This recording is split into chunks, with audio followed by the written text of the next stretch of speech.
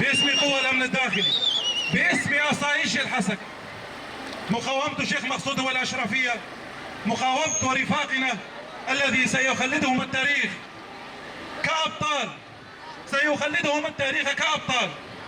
ما حصل من عدوان على شعبنا كانت حجة واضحة منذ البداية، ورغم كل محاولات قياداتنا إلى تهدئة للذهاب إلى اتفاق، لكن كانت جاهزيتهم للحرب لا للسلم.